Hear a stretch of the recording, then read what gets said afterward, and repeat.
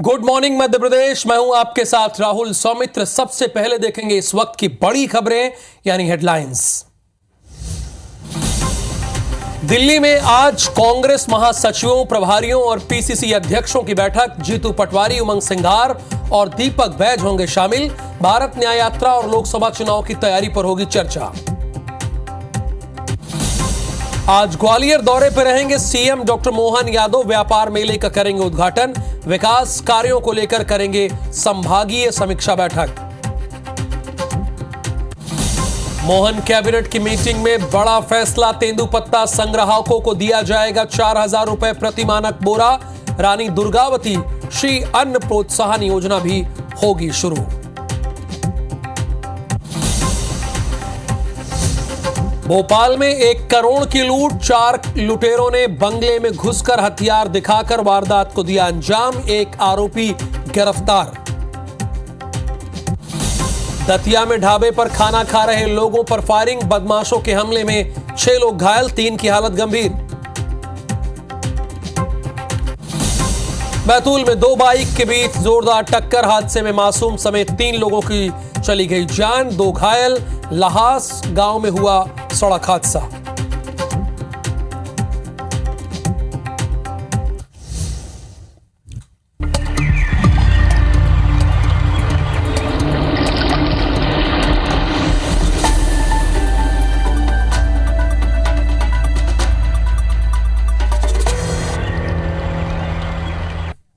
और पहली खबर राजधानी भोपाल से है। भोपाल के सबसे पॉश इलाके में शुमार अरेरा कॉलोनी में बुधवार रात को एक बड़ी वारदात हो गई। ज्वेलरी शोरूम के मालिक सुशील धनवानी के घर E4 में 1 करोड़ की लूट हुई है। उनका बंगला नंबर 237 है। रात 8 बजे, ये बहुत रात भी नहीं है, रात की बल्कि शुरुआत होती है। रात 8 बजे ये लूट हुई है। 1 करोड़ से ज्यादा की लूट हुई है। बताया जा रहा है कि घटना के वक्त सिर्फ एक महिला घर में मौजूद थी और घर में प्लम्बर का काम करने के बहाने घुसे नकाबपोश बदमाशों ने महिला के गले पर चाकू रखकर रुपयों से भरा बैग और जेवरात लूट लिया। इसमें करीब 90 लाख रुपए कैश और 10 लाख के जेवर थे। घर के मालिक सुशील धलवानी ने बताया कि हाल ही में घर में शादी और कुछ रिनोवेशन का काम चल रहा था। उन्होंने बेटी की शादी के लिए गांव की जमीन बेचकर 70 लाख रुपए जुटाए थे। वारदात के बाद भागते वक्त पड़ोस के बंगले के गार्ड ने एक लुटेरे को पकड़ लिया। बड़ी हिम्मत का काम किया उस गार्ड ने। आरोपी का नाम देवानंद है। हबीबगंज थाना पुलिस और अधिकारियों ने मौके पर पहुंचकर वारदात की जांच शुरू कर दी है। 1 करोड़ से ज्यादा की यहां पर चोरी हुई है। घर में घुसकर अज्ञात लुटेरों ने इस वारदात को अंजाम दिया। वो तो भला हो उस बगल के घर में रहने वाले गार्ड का, जिसे आमतौर पर सभी लोग जो गार्ड को अंडर एस्टिमेट करते हैं, ना तो उन्हें वीकली ऑफ देते हैं और उन्हें 14-14, 12-12 घंटे की ड्यूटी कराते हैं। छुट्टी के नाम पे अगर छुट्टी मांग ले तो उनको छुट्टी नहीं मिलती है और सैलरी के नाम पे 6 से 8 हजार रुपए देते हैं। सोचिए, उसने एक आरोपी को पकड़ लिया।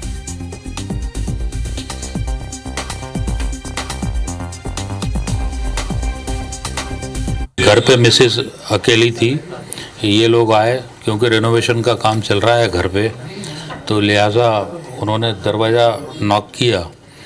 मिसेस ने पूछा कौन, बोला भाभी जी मोटर चाहिए। ऐसा करके उन्होंने दरवाज़ा खोला और उस पर हाथापाई की। घसीटते हुए बेडरूम तक ले गए और जो था सामान, कैश और जेवर, वो लेके चले। एक बड़ा सा चाकू लिए हुए थे, ऐसा महिला का कहना है।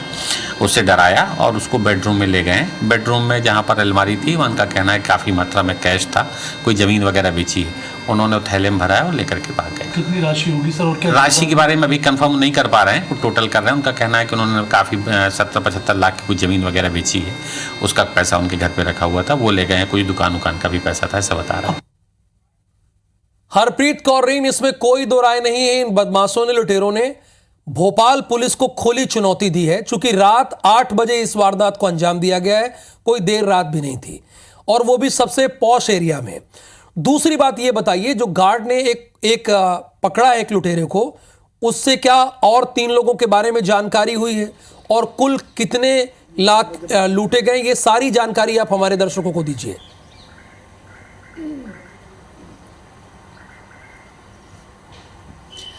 बिल्कुल, देखिए राजधानी की अरेरा कॉलोनी की E2 में इस वक्त हम उसी घर के सामने मौजूद हैं। देखा जा सकता है सुशील वाधवानी का ये वही घर है जिसमें कल शाम को लूट हुई है और बताया जा रहा है कि 3 युवक यहाँ पर पहुँचे थे और उन्होंने कहा कि पेंट करने वाली जो मशीन है वो निकालनी है। घर में रेनोवेशन का काम चल रहा है। 28 जनवरी को इस घर में जो छोटा बेटा है गोल्डी और मयंक, 2 बेटे हैं, छोटे बेटे मयंक की शादी है और उसी की तैयारियाँ यहाँ पर चल रही थी। 3 युवक पहुंचे थे। तीनों ने, जैसा कि इस परिवार का कहना है कि अंदर आए वो और उन्होंने घर की जो महिला है उनको चाकू की नोक पर लूटा, उनसे जेवरात, करीबन 10 लाख कीमत के जेवरात जो शादी के लिए लिए गए थे और करीबन 90 लाख कैश वो लूट कर वो तीनों भागे। लेकिन एक जो लुटेरा है उसे गार्ड ने पकड़ लिया। बताना चाहेंगे अपने दर्शकों को, एक अपडेट है कि तीनों लुटेरों को पुलिस ने पकड़ लिया है। 2 से जो पूछताछ वो जारी है यहाँ पर और इसके साथ ही जो एक लुटेरा पकड़ा गया है उसकी यहाँ पर सड़क के उस पार पान की गुमटी है और उसी गुमटी पर वो बैठा करता था। उससे पहले भी उस पर आपराधिक जो प्रकरण है वो दर्ज किया जा चुका है। इस पूरे मामले के अपडेट और अपने दर्शकों को देना चाहेंगे, बड़ा अपडेट, कि जो रकम यहाँ पर बताई जा रही है कि 90 लाख रुपए लूट कर लुटेरे भागे हैं। पुलिस को इस कहानी पर कहीं ना कहीं संशय है। ये रकम या तो कम है या ज़्यादा है, क्योंकि परिवार रकम कितनी है ये भी नहीं पूरी तरह से बता पा रहा है। सीसीटीवी कैमरों में एक तस्वीर यहाँ पर रिकॉर्ड हुई है जिसमें इस घर की जो महिला है एक बैग जो यहाँ छूट गया था रुपयों से भरा वो उठाकर अंदर ले जाती हुई नज़र आ रही है। अब पुलिस ये मान रही है कि शायद उस बैग में भी कैश भरा हुआ था और वो अंदर लेकर गए या फिर जेवरात हो सकते हैं। लेकिन 90 लाख जो कीमत है वो ये बताई जा रही है कि 90 लाख का जो कैश है वो लेकर तीनों लुटेरे यहाँ से भागे हैं। फिलहाल एक बड़ा अपडेट कि पुलिस ने सफलता हासिल 2 अन्यों को पकड़ने में भी यहाँ पे कर ली है। फिलहाल पुलिस उनसे पूछताछ कर रही है। गिरफ्तारी अभी यहाँ पर पुलिस ने शो नहीं की है, लेकिन तीनों जो हरप्रीत, यानी आप ये एक बड़ी ब्रेकिंग न्यूज दे रही हैं कि सभी चारों आरोपी पुलिस की कस्टडी में हैं या कोई बच गया? चूंकि एक तो पहले ही पकड़ा गया था गार्ड की वजह से, आप कह रही हैं कि 3 और पकड़े गए, यानी सभी पकड़ लिए गए?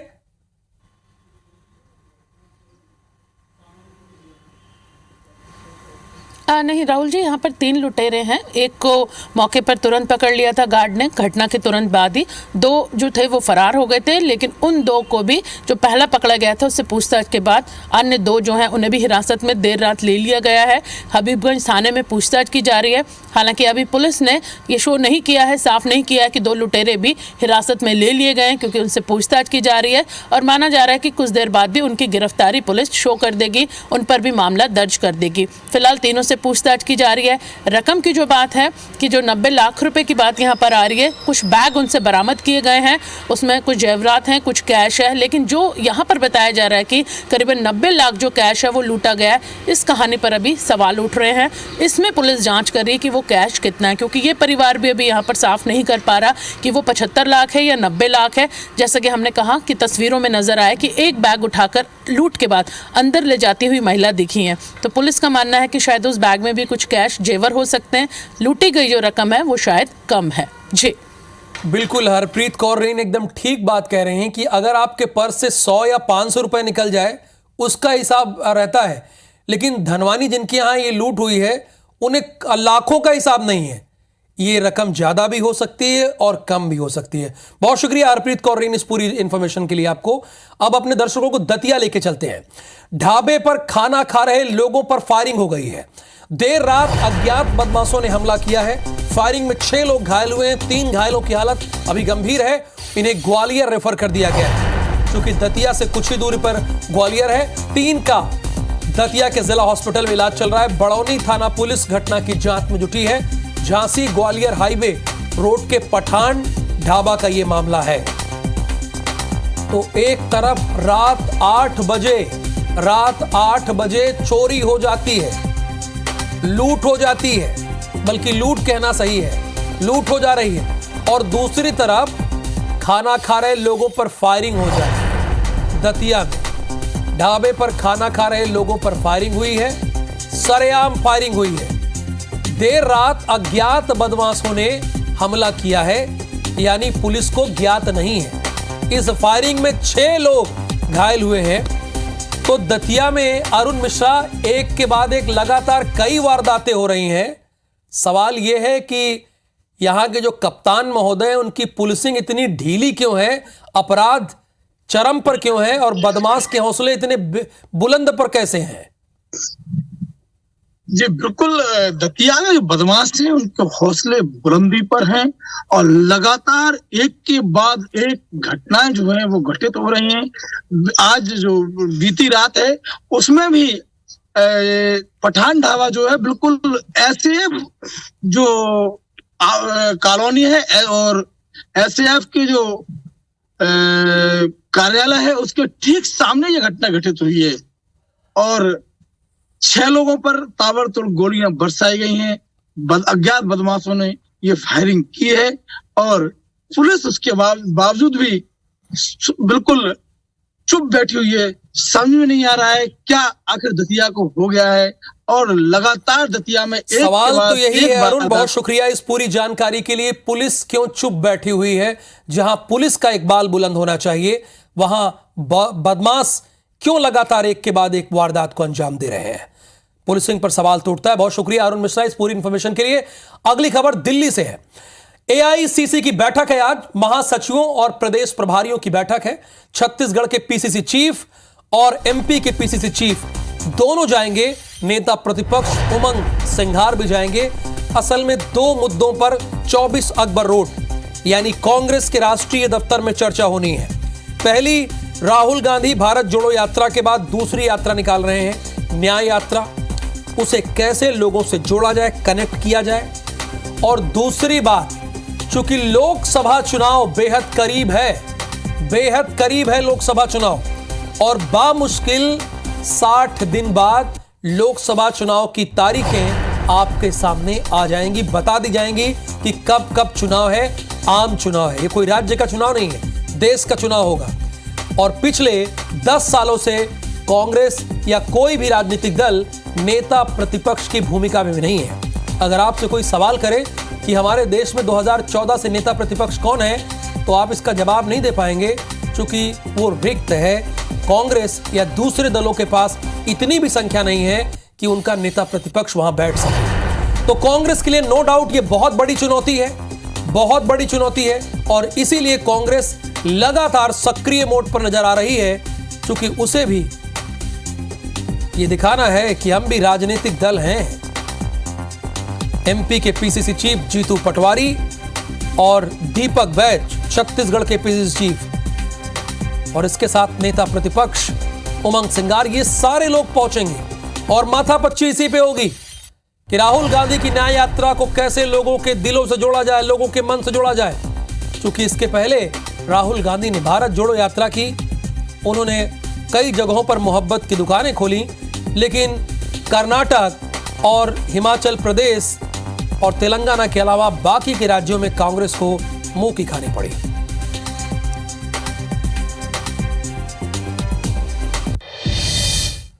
अगली खबर भोपाल से है। ग्वालियर दौरे पर रहेंगे सीएम डॉक्टर मोहन यादव।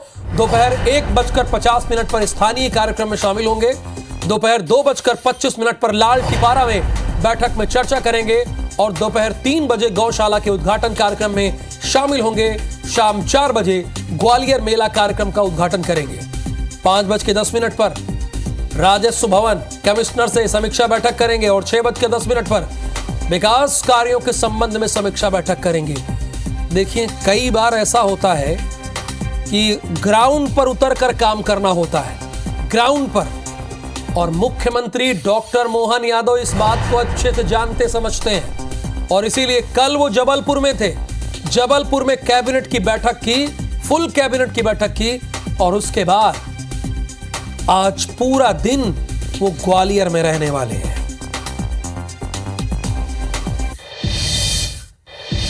तो महाकौशल में मोहन मंत्रिमंडल की पहली मीटिंग में कई महत्वपूर्ण फैसले लिए गए, वो आपको बताना जरूरी है।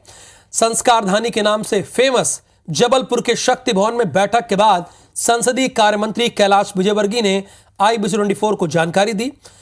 कैलाश विजयवर्गीय ने बताया कि एमपी में हर साल रानी अवंतिका बाई और रानी दुर्गावती सम्मान दिया जाएगा। इसके तहत विपरीत परिस्थितियों में समाज सेवा करने वाली महिलाओं को सम्मानित किया जाएगा। साथ ही दोनों वीरांगनाओं के बारे में अब आपको विश्वविद्यालय में फेलोशिप मिलेगी, यानी पढ़ाया जाएगा, उनकी जीवन गाथा के बारे में बताया जाएगा। रानी दुर्गावती श्री अन्न प्रोत्साहन योजना शुरू की जाएगी। कैबिनेट में इस प्रस्ताव पर भी मुहर लगी कि मिलेट्स उत्पादन पर प्रति किलो 10 रुपए प्रोत्साहन राशि दी जाएगी। 32,000 करोड़ की सिंचाई योजनाओं को हरी झंडी मिली है, किसानों के लिए गुड न्यूज है। और नई सड़कों के लिए 4500 करोड़ रुपए आवंटित है, आम लोगों के लिए गुड न्यूज है, क्योंकि जिन सड़कों से हम चलते हैं अगर वो गड्ढा युक्त हैं तो हमें परेशानी होती है। तेंदुपत्ता संग्राहकों को 4,000 रुपए प्रति मानक बोरा मिलेगा। और ये जानकारी कैबिनेट बैठक से पहले ही IBC24 ने आपको इसी बुलेटिन में, यानी गुड मॉर्निंग मध्य प्रदेश के बुलेटिन में कल ही बता दिया था। इसके अलावा ग्वालियर व्यापार मेले में ऑटोमोबाइल बिक्री सेल्स टैक्स में आपको 50% की छूट दी जाएगी। यानी आप चाहते हैं कि आप कार लें तो ये आपके लिए बहुत अच्छा मौका है। लेकिन अब आप संसदीय कार्य मंत्री कैलाश विजयवर्गीय को सुनिए कि वो क्या कह रहे हैं।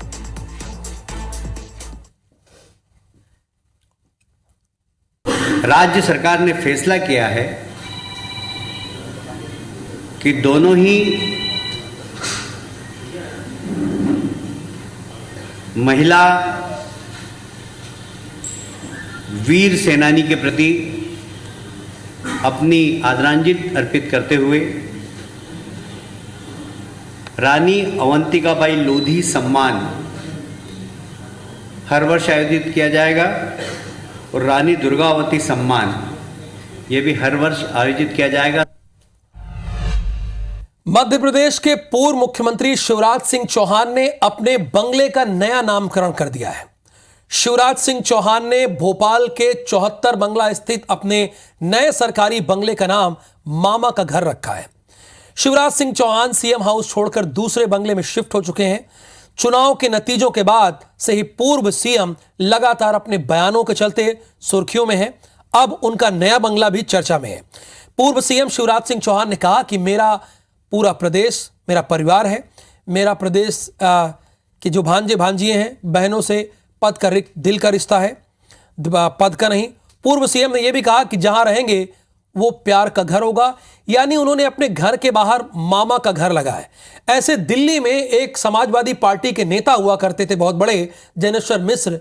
उन्होंने अपने घर के बाहर लोहिया के लोग लिखा था और उनके दरवाजे 24 घंटे आम लोगों के लिए खुले रहते थे। और अब शिवराज सिंह चौहान भी उसी राह पर चल निकले हैं और उन्होंने अपने घर के बाहर लिख दिया है मामा का घर।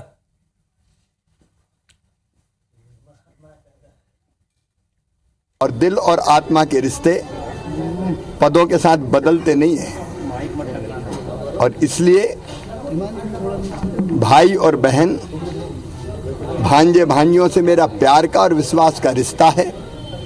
इस रिश्ते की डोर कभी टूटेगी नहीं और अपने भाई बहन और भांजे भांजियों की यथाशक्ति सेवा मैं लगातार करता रहूंगा। तो मैं जहां रहूंगा वो प्यार का घर होगा, मामा का घर, इसलिए मामा का घर है। और यहां से जन सेवा का यज्ञ लगातार चलता रहेगा। आगे बढ़ते, शंकराचार्य निश्चलानंद सरस्वती हिंदू राष्ट्र धर्म सभा कार्यक्रम में शामिल होने के लिए रतलाम पहुंचे। उन्होंने बयान दिया और कहा कि मोहम्मद साहब हो या ईसा मसीह, सबके पूर्वज सनातनी हैं। वहीं 22 जनवरी 2024 की बात पर अयोध्या में होने वाले प्राण प्रतिष्ठा कार्यक्रम में शंकराचार्य ने नहीं जाने की बात कही है। और सबसे बड़ा सवाल तो यही है कि हमारे देश में कुल 4 शंकराचार्य हैं और एक शंकराचार्य का बयान आया है कि वो नहीं जाएंगे। तो सवाल उठता है कि क्यों नहीं जाएंगे। देखिए, मेरे पास जहाँ तक मठों में सबके पूर्वज सनातनी वैदिक आर्य हिंदू ही थे, चाहे मोहम्मद साहब रहे हों चाहे ईसा मसीह। मुझे अपने पद की महिमा का अभिमान की बात नहीं है, मुझे अपने पद की गरिमा का ध्यान है, इसलिए नहीं जाता। शंकराचार्य कह रहे हैं कि उन्हें अपनी पद की गरिमा का ख्याल है, इसलिए वो नहीं जाएंगे। मध्य प्रदेश कांग्रेस ने लोकसभा चुनाव के लिए बैठक बुलाई है। बैठक में लोकसभा चुनाव और राहुल गांधी की भारत न्याय यात्रा को लेकर रणनीति तैयार की जाएगी। दिल्ली से लेकर प्रदेश स्तर पर आयोजित होने वाली इन बैठकों में संगठन के बेहतर प्रदर्शन पर चर्चा होगी। साथ ही लोकसभा सीटों पर बड़े चेहरों को उतारने के लिए पदाधिकारियों से राय ली जा सकती है। बैठक को लेकर कांग्रेस के विधायक जयवर्धन सिंह ने बताया कि 4 जनवरी को दिल्ली और 6 से 8 जनवरी के बीच भोपाल में बैठक होगी। प्रदेश प्रभारी जितेंद्र सिंह लोकसभा चुनाव को लेकर चर्चा करेंगे। इधर कांग्रेस की बैठकों को लेकर बीजेपी ने निशाना साधते हुए कहा कि कमलनाथ के कार्यकाल में वोट शेयर बढ़ाने को लेकर बैठकें आयोजित की गई थी, लेकिन नतीजा क्या हुआ सबको पता है। लोकसभा चुनाव के संबंध में लगातार कांग्रेस की बैठकें जारी हैं। कल 4 तारीख को भी पीसीसी अध्यक्ष और नेता प्रतिपक्ष को बुलाया गया है दिल्ली। 6 तारीख को भी जीतू पटवारी जी एक बड़ी बैठक भोपाल में ले रहे हैं और 8 तारीख को भी हमारे माननीय प्रभारी जितेंद्र सिंह जी भोपाल रहेंगे और सबसे चर्चा करेंगे। देखो भैया, ये कमलनाथ जी जब पीसीसी के अध्यक्ष थे तब वोट शेयर बढ़ाना, संगठन मजबूत करना और मेरी तो टक्कर भाजपा के संगठन से है, ये बयानों से, भाषणों से, बैठकों से नहीं होता। इसके लिए तपना पड़ता है, इसके लिए जुटना पड़ता है, इसमें सामूहिक तौर पर चलना होता है। तो बीजेपी के प्रवक्ता कांग्रेस को सलाह दे रहे हैं। इधर इंदौर में कोहरे का असर है। आज सुबह कई हिस्सों में हल्की बारिश हुई है। शहर भर में घना कोहरा छाया रहा है। न्यूनतम विजिबिलिटी 900 मीटर की दर्ज की गई है। घने कोहरे का उड़ानों और ट्रेनों पर असर है। मुंबई, पुणे, अहमदाबाद की उड़ानें रद्द हैं। इंदौर आने वाली ट्रेनों में देरी है। प्रयागराज एक्सप्रेस 4 घंटे की देरी से, महू प्रयागराज एक्सप्रेस 4 घंटे की देरी से रवाना हुई। ये तो गनीमत है। बिना कोहरे के यहां पर छत्तीसगढ़ में कई ऐसे ट्रेनें हैं जो प्रयागराज जाती हैं, वो 10-10 घंटे लेट है। बिना कोहरे की ये स्थिति है।